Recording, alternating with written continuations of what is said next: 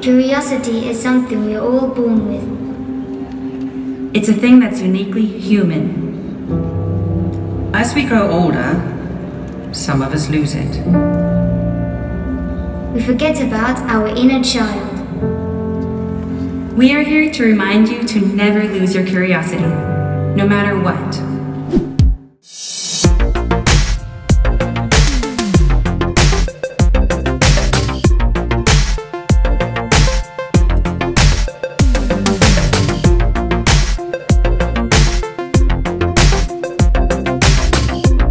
Hallo und herzlich willkommen, wir starten in dieses spezielle Video der 15 Seconds Festival 2018 hinein. Im letzten Jahr war ich ja auch dabei, da habe ich einige Facebook Livestreams gemacht, aber im heurigen Jahr möchte ich das Ganze nur mehr exklusiv auf meinem YouTube-Kanal machen, also meine Bitte YouTube-Kanal abonnieren, damit ihr in Zukunft auch keine Folge verpasst von mir. Wir haben jetzt da 10:15 Uhr am 7. Juni, das bedeutet um 10:30 Uhr geht es los mit den ersten Veranstaltungen. Einchecken war wirklich ein Traum, das ist ratzfatz gegangen. Karte habe ich, die Nadine hat auch ihre Karte. Wir haben unsere Welcome Packages, wo die ganzen Unterlagen drinnen sind, und ich habe mich auch schon angemeldet für die zig unterschiedlichen Speeches und Keynotes, die es jetzt da gibt. Und jetzt gehen wir dann rüber zur großen Bühne in die Stadthalle direkt und schauen uns mal die Eröffnung an. Und ich bin wirklich schon gespannt, wie sich der heutige Tag entwickelt. Welcome to 15 Seconds Europe, and thank you all so much for being here. We founded 15 Seconds in 2012 with a mission we were very curious about and still are. We wanted to build a platform and a community around people that are driven by lifelong learning. People that share a certain mindset of openness and curiosity. Guten Morgen, Graz! Hi, nice to be here. Wie geht es dir gut? Alles gut? Meine Schatzi? I bet when I walk out you're thinking, she's not bad for 50. And I bet you're also thinking, which leg is it? It's this one. So just work a plan in your head. What lifestyle do you want and why are you trying to achieve it? Is it for you or is it for the people of how you look and what you have? Because I'm telling you, once you get the big house, once you get the fast car, all the shit comes. So you can go on to heathermills.org and there is a place where you can write in if you have any ideas that you want to do. Because I know that the vegan business is going to be the future forever. It's not just a trend, it's not just a phase, it is exactly what we need for health, what we need to do. Even if we don't care about ourselves, we have our children and it's important we feed them the best, the cleanest, the healthiest food. Thank you very much. I presume that's... Die Eröffnung des 15 Seconds Festival ist nun beendet. Ja, ein toller Vortrag von der Heather Mills, wirklich ein Wahnsinn, was diese Frau auf die Beine gestellt hat in den letzten Jahren, auch im veganen Business mit ihren ganzen Läden in, wenn ich mich richtig erinnere, in 25 Ländern. Jetzt bin ich im zweiten Trakt, das ist da komplett neu, das war im letzten Jahr noch nicht, jetzt haben wir im Oberstock drinnen und hier herum sind diese 4 Bühnen, ihr seht es da jetzt da hinter mir auch ein wenig, ja. Da sind jetzt diese 4 Speech-Bühnen und ich bin jetzt da beim nächsten Mal hier bei der Growth Stage, ja. Da geht es jetzt da um Influencer-Marketing, bin schon gespannt, wie das wird.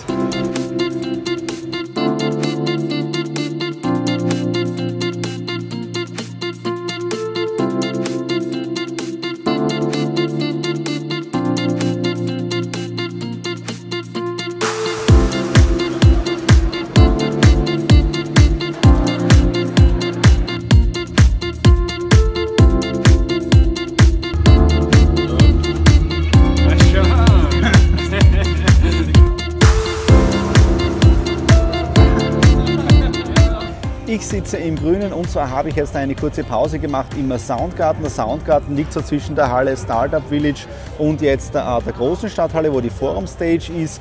Der Vortrag Influencer Marketing war wirklich super, hat mich wieder bestätigt in dem, was ich, so blöd klingt, schon weiß, dass Influencer Marketing immer wichtiger wird. Wichtig im Bereich Influencer Marketing ist aber authentisches Marketing. Ich nenne es auch immer wieder gerne bei meinem YouTube-Kanal authentische Bewegtbildkommunikation und auch nur diese Produkte zuzulassen in seinen Kanälen Kanälen drinnen, zu denen man zu 100% stehen kann und wo man ehrlich gesagt keine Werbung macht, weil das in den Daily Needs drinnen ist. Ja. Dann war eine Aussage, David gegen Goliath. David sind eher die kleinen Influencer, ja, das heißt die Persönlichkeiten, so wie du oder ich, ja, und Goliath die großen Brands, die sich immer schwerer tun, ihr traditionelles Marketing wirklich zum Erfolg zu führen. Ja. Und da sieht man mal, das geht wirklich auseinander und ein Schlag war auch Trust, das heißt Vertrauen aufzubauen, Menschen auf die Reise mitzunehmen, wirklich Content zu kreieren. Ja. Dann war ein Prozentsatz dabei, nämlich 62% höhere Conversion Rate mit Influencer Marketing. Und ich glaube wirklich bei Influencer Marketing ist ein boomender Markt. Jeder möchte heutzutage Influencer werden, aber wenn wir ehrlich sind, das ist nicht so einfach. Man muss wirklich Step by Step sein Business aufbauen, ein Experte in seinem Bereich drinnen sein und dann einfach die Menschen auf seiner Reise mitnehmen, so wie ich das Ganze in meinem Business Vlog mache. Ja. Ihr seht wirklich hinter die Kulissen meines Unternehmens, jetzt da die Alanui mit Exit the Room, mit Painted und so weiter. Und je nachdem, was in meinem Leben passiert ist, da beim 15 Seconds Festival und so weiter, seid ihr auf der Reise mit dabei. Also Influencer Marketing, sehr toller Vortrag gewesen, hat mich wieder auf meinem Weg bestätigt. Okay, jetzt gehen wir rauf zur Media Stage, da gibt es den nächsten Vortrag und bin schon gespannt, was die Melissa Rosenthal zu berichten hat.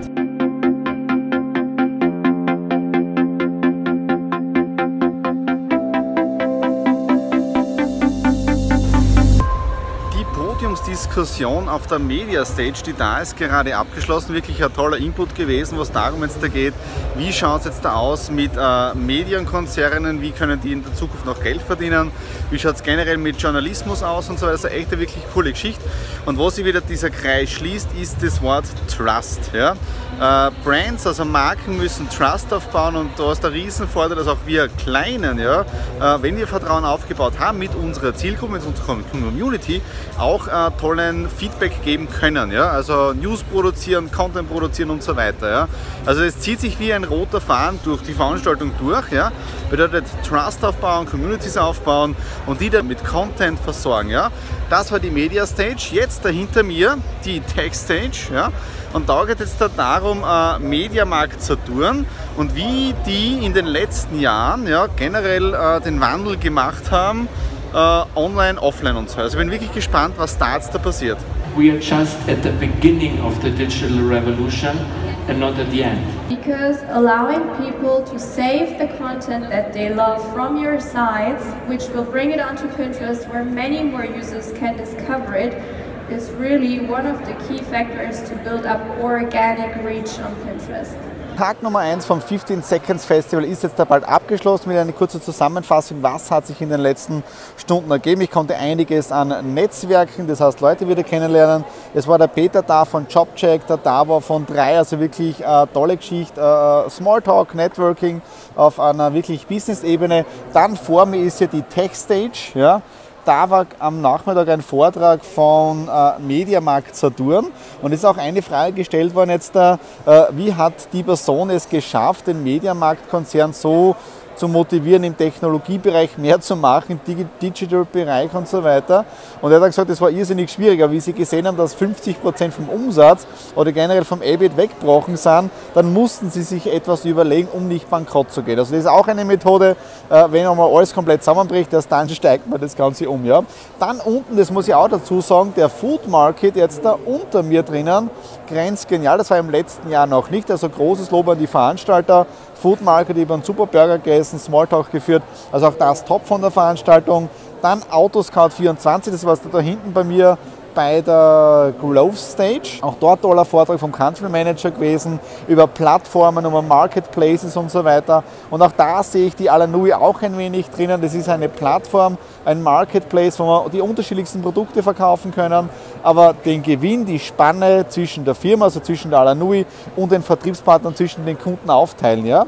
Und der letzte Punkt jetzt, das war jetzt der Vortrag drüben bei dieser Bühne, ich weiß jetzt nur den Namen nicht genau, und zwar Daniel Cronin, und wo er auch darüber geredet hat, über die Fail Culture Bullshit. Ja? Also entweder hat man diese Mentalität, aufstehen, weitermachen, aber diese Fehlerkultur einzubauen, sagt er, findet er nicht gut, was er viel, viel besser findet. Und da kann ich eben 110% übereinstimmen. Es war ein Zitat, nämlich Always start with why. Simon Sinek, Start with why, Golden Circle. Also genau das ist es, fang mit deinem Why an. Ja? Und ihr seht es bei mir auf der Webseite auf thomasstratner.com, ihr seht es im Alanui-Bereich drinnen. Es ist genau dieses Why niedergeschrieben, was wir mit unseren Unternehmen erreichen wollen. Ja, also das ist eine kurze Zusammenfassung der letzten Minuten oder der letzten Stunden hier auf dem 15 Seconds Festival. 10 Minuten ist der nächste Vortrag, der letzte Vortrag heute auf der Media Stage da hinter mir und so über Instagram Stories. Ja. Das bauen wir heute noch mit ein und dann hören wir uns kurz zum Abschluss des ersten Tages hier am 15 Seconds Festival. Tag 2 der 15 Seconds Festival startet jetzt da. Wir haben 8:40 Uhr, also um 9 Uhr macht da hinten die Stadthalle auf. Ich habe noch ein bisschen Augenringe. Gestern ein spitzenmäßiger Tag gewesen. Wir waren, glaube ich, um 19:30 Uhr zu Hause. Ja. Ja, was war gestern noch? Ich habe gestern keinen Part mehr gemacht. Instagram Stories, ja. Toller Vortrag gewesen von der Nadine Bauer aus Berlin. Und dies hat natürlich jetzt auch von Instagram Stories wird jetzt da immer häufiger genutzt als der normale Instagram Feed. Das heißt, ein riesiges Potenzial in dem Bereich drin. Ich habe heute auch wieder meinen ersten Instagram Stories gepostet und ich bin wirklich gespannt jetzt, wie sich die nächsten Stunden und die nächsten Vorträge entwickeln. Nadine ist das allererste Mal dabei. Wie gefällt es dir? Super, sehr zu empfehlen. Ja, also in dem Fall Kaufempfehlung oder Empfehlung von der Nadine. So, wir gehen jetzt darüber, dann gibt es den ersten Kaffee und Frühstück. Auf das freue ich mich schon.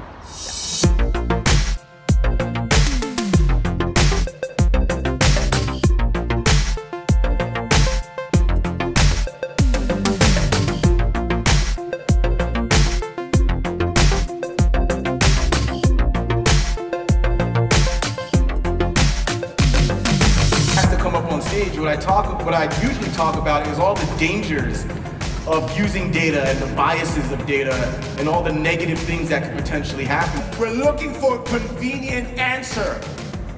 So all the answers I'm going to give you, all the advice I'm going to give you today shall be inconvenient, not flashy at all, but therefore timeless. Works today, worked 100 years ago, will work in 200 years from now. 4 Vorträge später sitze ich hier auf der Media Stage, jetzt da nicht als Vortragender, nein, noch nicht, sondern jetzt einmal eine kurze Zusammenfassung, was war jetzt da in den letzten Stunden. Der erste Vortrag, den ich mir jetzt wirklich genau angeschaut habe, hier jetzt da drüben auf der Growth Stage, war jetzt da generell über stationären Handel. Wie verändert sich das Ganze? Also auf der einen Seite gibt es ja die ganzen Online-Shops, das wisst ihr ja, auf der anderen Seite gibt es natürlich auch die Chance oder die Riesenchance für die ganzen stationären Firmen, für die Offline-Händler und man sieht ja, dass die großen Big Player, ob das jetzt der Amazon ist, die ja letztes Jahr Whole Foods gekauft haben. Wieso geht der Online-Gigant in den stationären Handel hinein?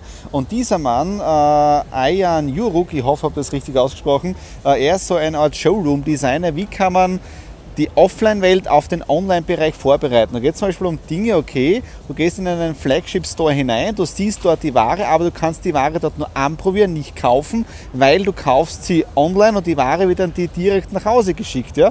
Also wirklich diese Kombination aus Online und Offline.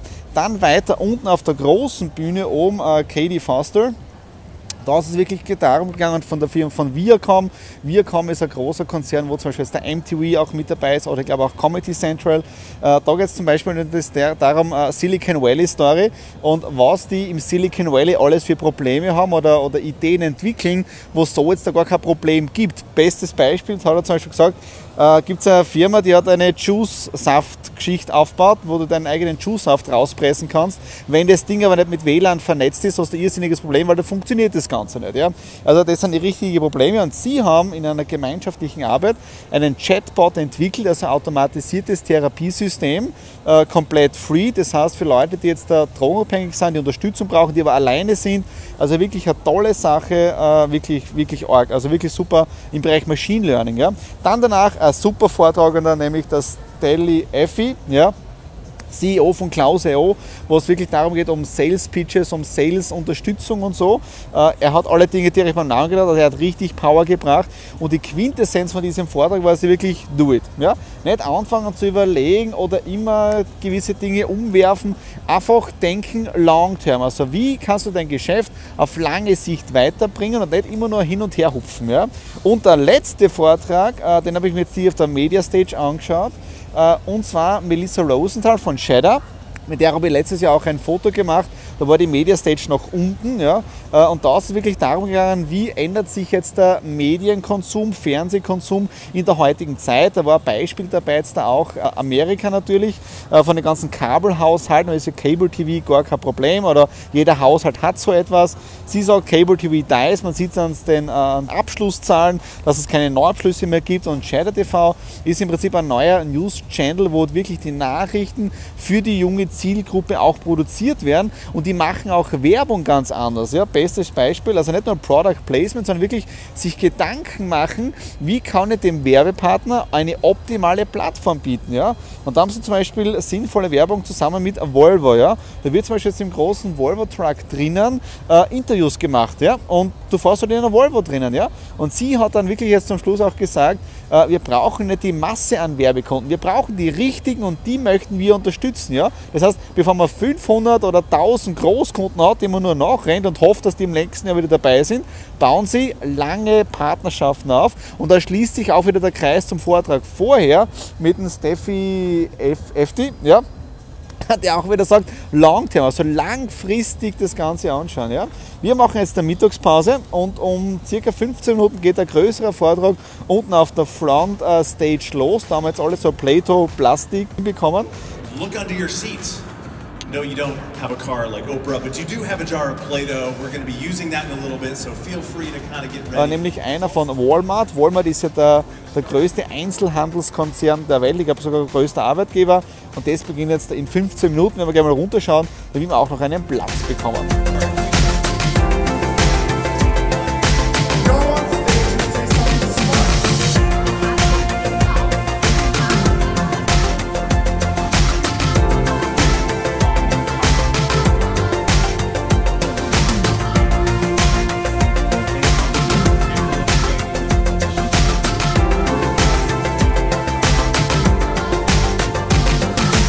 Jetzt auf der Tech-Stage noch immer nicht als Speaker, ja, vielleicht nächstes Jahr 2019 beim 15 Seconds Festival. Neben mir der Daniel Cronin, der hofft, ich spreche den Namen richtig aus. Ja, durchaus, optimal. Durchaus. Und ich habe ja erzählt, heute gestern über diese Fehlerkultur gesprochen. Kannst du es nochmal für mein Publikum erklären? Fehlerkultur, wieso Bullshit? Ja, gerne. Also ich mag den Begriff einfach so überhaupt nicht, weil ich habe das Gefühl und ich merke, wie sehr dieser Begriff bei vielen Menschen Befremdlichkeiten auslöst, dass sie einfach sagen, sie wollen das nicht, weil sie das hören. Und das Wort Fehler löst bei vielen Menschen und Fehlerkultur das Gefühl aus, dass es darum geht, mittelmäßig zu sein, dass es um Konkursverschleppung geht, das Geld von anderen zu verbrennen und deswegen lehnen sie ab. Und das Wort ist allerdings schrecklich. Eigentlich geht es ja auch nicht um das Scheitern an sich, sondern es geht vielmehr darum, beharrlich zu sein. Und das ist etwas, was viele Menschen sagen, das muss man lernen und so weiter und so fort. Das stimmt aber nicht, sondern es ist in uns drin. Denkt daran, wie es ist, wenn man Fahrrad fahren lernt. Es geht ja beim Fahrradfahren lernen im Übrigen nicht ums vom Fahrrad runterfallen, sondern darum, dass man immer wieder aufsteigt, bis man es kann. Und deswegen störe ich mich sehr, sehr an dieser Begrifflichkeit, weil ganz ehrlich, es ist was Grundnormales. Das Wichtige ist auch, man muss verstehen, es geht dabei nur darum, dass wir als Startup-Kultur das abfeiern, wie man so schön sagt, weil wir es mögen, dass man es ans Limit geht und bereit ist, ein Risiko auf sich zu nehmen und so hart und so schnell zu fahren. Und dass dabei mal etwas passieren kann, ist okay. Was wir nicht mögen, sind Leute, die schlecht vorbereitet sind, die mittelmäßig sind und einfach, weil sie keine Ahnung haben, was sie tun, sich wehtun. Das lehnen wir genauso ab. Das heißt, meine These ist, ich finde es sehr schön, wenn man es eine Kultur der Beharrlichkeit, a Culture of Perseverance nennt, dann kann man auch damit umgehen und dann gibt es hoffentlich auch weniger Befremdlichkeit. Wir sind uns ganz ehrlich, nur durch den Mut dazu, alles zu riskieren, erst da kommt man damit voran. Ja, und was mir auch sehr gut gefallen hat, was ich auch schon gesagt, Simon Sinek Zitat, Why, How, What, Golden Circle. Ja. Ich meine Firma neu gestartet habe, 2015 mit dem Business Vlog angefangen habe ich sein Buch gelesen und meine komplette Company darauf aufgebaut. Ja. Das heißt, Why, How, What seit 2015, sagt auch noch was kurz dazu. Ja, auch das finde ich extrem spannend, weil man hat immer das Gefühl, gerade auch in der Startup-Welt, Leute sagen, ich möchte unbedingt ein Startup machen, ich suche nur noch der ganz großen Idee, warum? Ja, weil ich unglaublich viel Geld machen möchte. Ganz ehrlich, wenn das eure Motivation ist, lauft jetzt ganz schnell weg, werdet Berater oder Stripper oder beides, da verdient man auch viel leichter Geld. In Wahrheit geht es um was ganz anderes und Simon Sinek sagt auch so schön, people don't buy what you do, they buy why you do it. Und das finde ich extrem wichtig. Und ganz ehrlich, wenn ihr eine Mission habt, wenn ihr ein Problem habt, das ihr unbedingt lösen müsst, dann seid ihr am richtigen Weg. Dann braucht ihr auch nicht sehr viel mehr, dann werdet ihr alle anderen Dinge finden. Ihr werdet Wege finden, wie Sachen funktionieren. Denn ich bin ganz ehrlich der Meinung, man darf sich von nichts und niemandem aufhalten lassen. Ich bin auch der Meinung, es gibt nur eine einzige Person, die euch hier aufhalten könnt und das ist seid ihr. Und das ist ganz, ganz, ganz wichtig in diesem Mindset. Das heißt, wenn ihr im Übrigen nicht wisst, wer Simon Sinek ist, unbedingt mal auf YouTube nachschauen, nachdem ihr dieses Video gesehen habt und nachdem ihr auch unbedingt meinen Account euch angesehen habt. Ich wollte gerade sagen, ich verlinke euch oben also den Kanal von Daniel. Ja, wir vernetzen uns. Und vielen Dank für deine Minuten. Ich freue mich sehr. Super. 15 Seconds Festival 2018 ist nun abgeschlossen. Es war eine spitzenmäßige Veranstaltung, über 5000 Menschen, Gäste waren jetzt da, Entrepreneure und so weiter, der unterschiedlichsten Gruppen. Also wirklich eine Top-Veranstaltung, wirklich ein großes Lob an Tim und auch an Stefan, die das Ganze organisiert haben. Und dann sieht man, welches große Festival man auch hier in Graz, in einer kleinen Stadt oder auch in Österreich veranstalten kann. Ja? Was waren die letzten Punkte jetzt noch bei den Vorträgen, die ich besucht habe? Auf der einen Seite der Designer von Walmart, wo man sich denkt, wieso braucht jetzt der Walmart einen Designer als einer der größten Händler jetzt draußen, ja. Und da war wieder eine Aussage dabei, einfach do it. Also fang einfach, tu's und dann lernen und so weiter und weiterentwickeln, ja. Dann war etwas mit the future of digital marketplace. Wie entwickeln sich digitale Marktplätze weiter? Und da war ein Hauptthema dabei natürlich Blockchain-Technologie, ja. Also Blockchain nicht nur rein für Kryptowährungen, sondern wirklich wie entwickelt das Ganze jetzt auch im Marketplace-Bereich weiter. Ja? Und es war ganz zum Schluss auch ein sehr, sehr inspirierender Vortrag vom Ali, nämlich den Gründer von Watchedu, der seine Lebensgeschichte erzählt hat und als Lehrer gearbeitet hat. Er kommt ja als Flüchtlingskind nach Österreich mit 3 Jahren, ist jetzt genau alt wie ich, ja, das heißt auch 36, 37 und hat dann im Prinzip alles von vorne lernen müssen hier und hat dann als Lehrer gesehen, dass Kinder oder Schüler keine Zukunftsperspektive haben und nicht wissen, was sie tun sollen. Und aus dem heraus hat er dann mit 4 Freunden zusammen Watchedu gegründet, wo es darum geht, Lebensgeschichten von Menschen aufzuzeichnen und dann einfach den Schülern oder den Menschen, die noch orientierungslos sind, das Ganze zuzuspielen. Ja, das war Traumaussage, die Karriere geht nie steil nach oben. Ja, das heißt, Karriere geht nie so nach oben, es geht immer, und das war seine Aussage, zu 85% im Zickzackkurs. Ja. Man sieht immer wieder die schönen Dinge auf Social Media, ja, das heißt, es wird immer nur die schönen Dinge gepostet und man sieht nie die negativen Dinge, die auch passieren in einer Karriere drinnen. Ja. Jetzt schließe ich wieder so einen Punkt zu meinem Bereich, zum Business Vlog. Ihr könnt mich ja schon seit 2015 aktiv hier auf meinem YouTube-Kanal folgen und ihr habt alle Höhen und Tiefen mitgelebt oder mitgesehen. Ja, ob das jetzt die Hux Foundation war, ob es im letzten Jahr die Live Green Geschichte war und so weiter. Ja. Aber aus jedem Fehler kann man lernen und diesen Zickzackkurs kann man automatisch nach oben gehen, auch in der Erfolgsleiter. Ja. Für mich war das 15 Seconds mit der Nadine gemeinsam, die auch noch filmt. Ja. Eine tolle Veranstaltung. Ich möchte auch nochmal Danke sagen für diejenigen, die jetzt diesen YouTube-Kanal abonnieren, würde mich irrsinnig freuen. Und ich möchte auch Danke sagen nochmal an das ganze Team hier. Es ist eine Top-Location, es ist super organisiert, vom Auer das Brot oder das Frühstückskipferl in der Früh, vom Hornig der Kaffee, von Red Bull Getränke, das Mineralwasser, also rundherum. Man ist rundum als Festival-Teilnehmer gut versorgt und ich glaube, ich werde auch im heurigen Jahr wieder, ab Oktober wahrscheinlich, die Early Bird Tickets nutzen. Okay, das war es jetzt dafür, dieses spezielle 15 Seconds Festival Video. Wenn es euch gefallen hat, einen Daumen nach oben, Kommentare unten hinterlassen, wenn es auch so etwas 2019 geben soll. Natürlich auch den YouTube-Kanal abonnieren, das war irrsinnig toll und auch das Video teilen, überhaupt kein Problem. Wenn ihr auch jetzt da Leute habt, die nicht beim Festival 2018 waren, schickt das Video weiter, gebt ein bisschen Inspiration, so einen Blick hinter die Kulissen eines Teilnehmers, würde es mich irrsinnig freuen. In dem Sinne, folgt mir weiter und in dem Sinne alles Liebe, euer Thomas.